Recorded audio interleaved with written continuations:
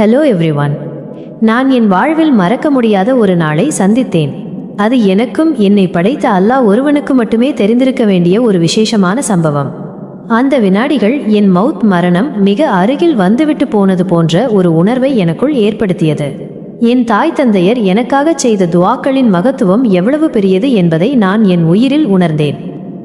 நம்முடைய எல்லா அமல்களையும், நாம் கேட்கும் எல்லா துவாக்களையும் விட மிகவும் புனிதமான ஒன்று உண்டு என்றால் அது நம்முடைய தாய் தந்தையர் நமக்காக செய்யும் துவாக்கள்தான். இந்த முழு உலகத்தையும் ஆட்சி செய்யக்கூடிய ரப்புல் ஆலமீனின் அனுமதி இல்லாமல் இந்த உலகத்தில் ஒண்ணுமே நடக்க போறது இல்லை.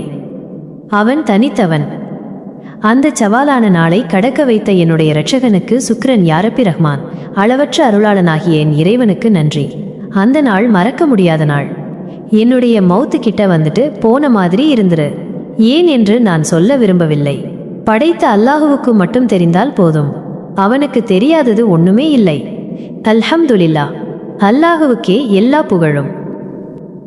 இன்றைக்கு நாம் பேசிய இந்த உறவு பாலத்தின் வலி மற்றும் அன்பு நிச்சயமாக உங்கள் மனதை தொட்டிருக்கும், ஒரு நிமிடம் சிந்திக்க வைத்திருக்கும் என்று நம்புகிறேன்.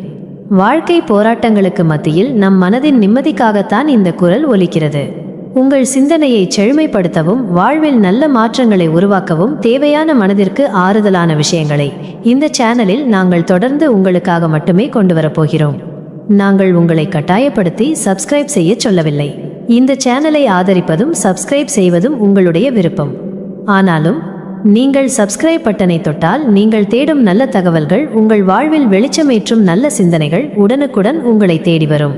இதை ஒரு நல்ல நண்பனின் அழைப்பாக ஏற்றுக்கொள்ளுங்கள். இந்த செய்தியை பார்த்த பிறகு உங்கள் மனசுல என்ன மாற்றம் வந்துச்சு, என்ன தோணுச்சுன்னு மறக்காமல் கமெண்ட் பண்ணுங்க. உங்கள் கருத்து தான் இந்த சேனலின் உயிர். இந்த உணர்வு மற்றவர்களுக்கும் போய் சேர ஒரு ஷேர் பண்ணுங்க. இந்த கருத்தின் ஆழம் பிடித்திருந்தால் ஒரு லைக் போடுங்கள். அடுத்தொரு முக்கியமான செய்தியில் சந்திக்கலாம். அதுவரை உங்கள் மனதில் நிம்மதியும் சந்தோஷமும் நிறையும். நன்றி.